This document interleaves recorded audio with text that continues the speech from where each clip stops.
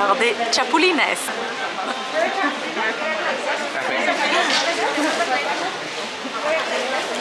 C'est vraiment un excellent snack en fait. C'est très bon. Mais con chile. Comme ça, c'est bon? Ok, está bien. ¿También así? Ah, si. Petit trip, mon ox. Hey, y a de la découverte culinaire ici. Sérieusement, c'est tellement le fun. Hein? Je sais que je dis toujours sérieusement ici, là, mais c'est parce que je suis assez époustouflée et j'ai hâte de cuisiner cette année avec toutes les découvertes et les petits souvenirs culinaires que je me serai rapportés du Mexique. Ça va être la fiesta à la maison.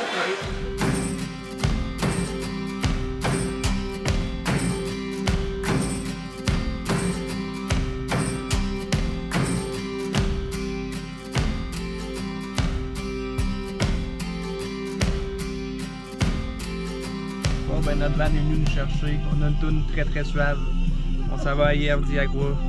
On se sent excité, je vais le dire, là, avec ça. Là. Ça va être une belle journée. Il fait beau. On va voir un très gros arbre aussi. Ah oui, très gros arbre. Bon, ben les troupes, on avait vu le plus vieux arbre du monde en Grèce. Et un matin, c'est le plus large. Le plus large se trouve ici, au Mexique, dans la ville de Tulé. Ça prendra environ 30 personnes pour faire le tour de l'arbre en circonférence. C'est quand même impressionnant. Ah, puis oui, puis pendant que j'y pensais, il y a 2000 ans, le bonhomme en arrière. Toujours vivant. Ça a l'air qu'au début, il y avait un trou dans le milieu puis que le cœur s'est refermé. Genre, il a poussé par l'intérieur. Fou, hein? C'est fou, hein? Bon bien, on termine la visite de l'arbre avec une nieve et une sorte de glace à l'eau finalement et aux fruits. Et par-dessus, un lot de piment.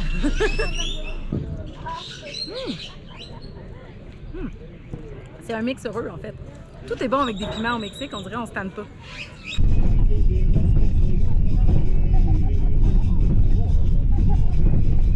C'est pas facile à atteindre Hierve del Agua, le chemin est sinueux.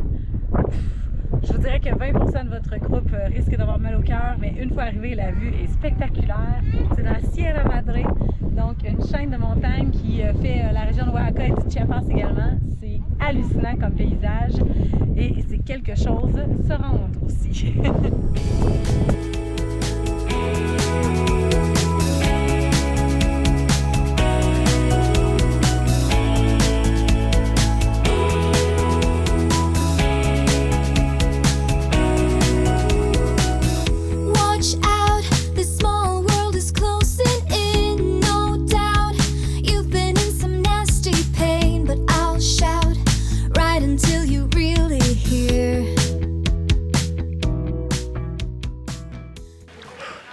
C'est la piscine à horizon infini, la plus fantastique du monde. Elle est naturelle, elle coule de source. C'est un spa en même temps qui hydrate notre petite peau. Comme à Pamukkale en Turquie ou à Saturnia en Toscane en Italie, c'est le même principe, une source calcaire qui dévale la colline et qui crée ces dentelles de pierres figées blanches en plein milieu d'un lieu naturel hors du commun. Donc on a droit à une séance de spa en nature aujourd'hui. Vraiment, Oaxaca, c'est la capitale artistique du Mexique.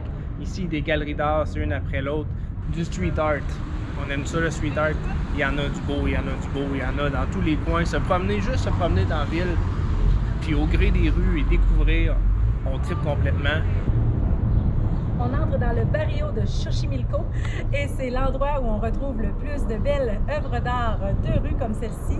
Et c'est un petit quartier agréable, on découvre ça aujourd'hui.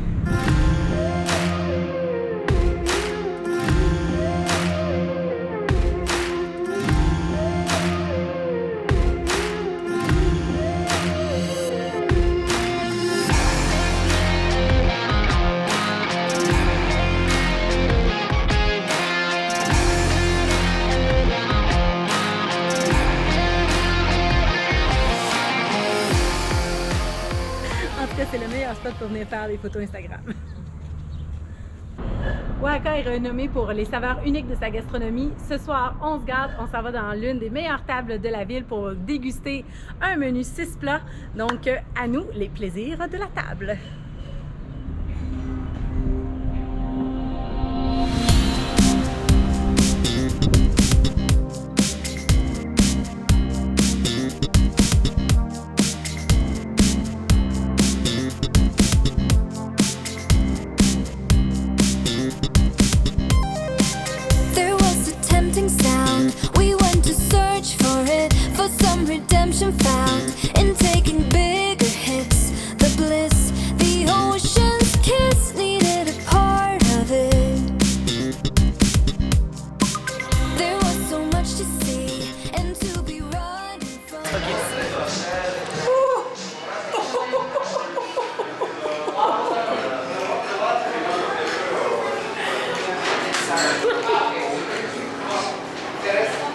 Bon, ben, je vais être très franc avec vous. Moi, j'en ai vu des églises dans ma vie.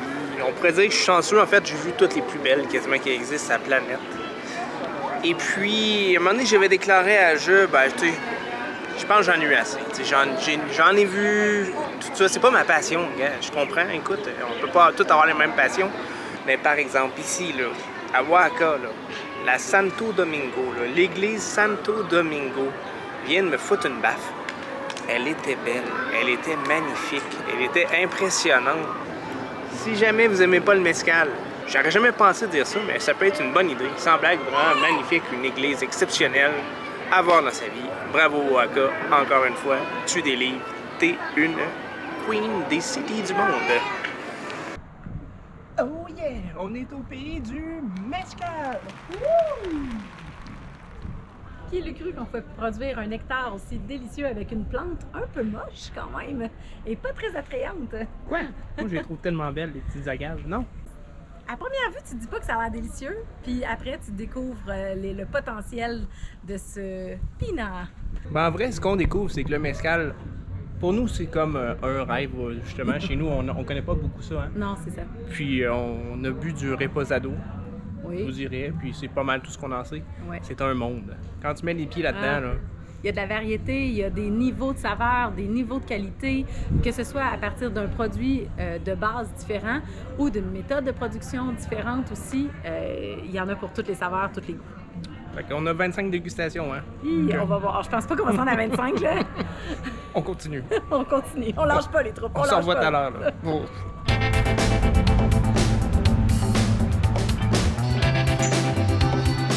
Une belle déguste ici dans une mescaleria en ville à Oaxaca. Ça s'appelle In Situ. On a toutes les sortes de mescal ici. Il y en a un qu'on sert qui est de 2012. Il y en a des comme ça. Le Texcapé, c'est des mescals que ça a pris au-dessus de 25 ans aux agaves à devenir à maturité pour faire ces mescals-là. Donc on n'est pas dans le jus cheap, là, on est dans la qualité. On se fait un beau test ce midi. Ouh, c'est peut-être ma favorite.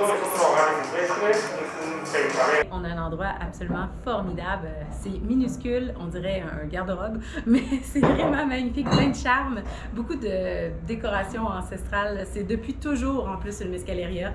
Au début, je lui ai demandé si c'était une pharmacie, on dirait à cause de la manière que les étagères étaient faites, mais c'est toujours une mescaleria. Ça a toujours été une mescaleria depuis sa fondation il y a des décennies. Le mezcal, contrairement à la tequila, n'est pas fait d'une seule plante, de l'agave bleue pour la tequila. Le mezcal est fait d'une variété assez impressionnante d'agaves, que ce soit la espadine, qui est la plus commune, semble-t-il, celle qui est la plus facile à cultiver, ou encore des variétés sauvages. Il y en a un paquet, c'est juste qu'elles sont difficiles à être domestiquées, donc il faut aller les récolter en montagne, parfois près de précipices au risque de sa vie.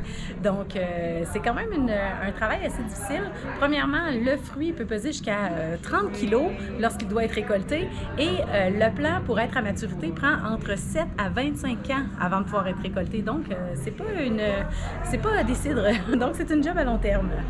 Devenir mescalerio, un fabricant de mescal, c'est ça? On va dire que oui. OK.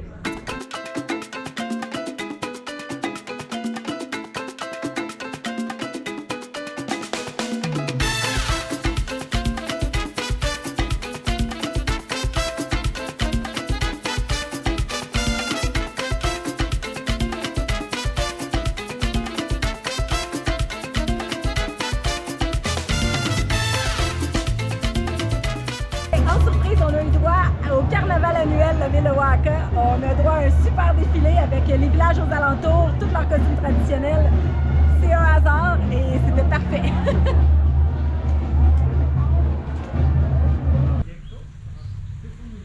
On visite le jardin ethnobotanique de Oaxaca ce matin.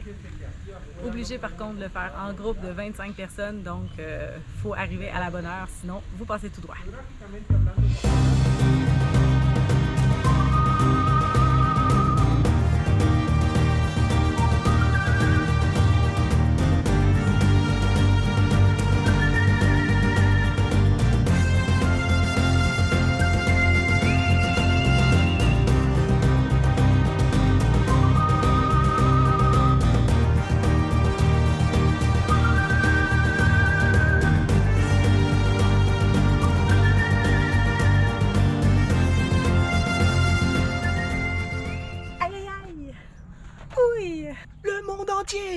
t'as un cactus!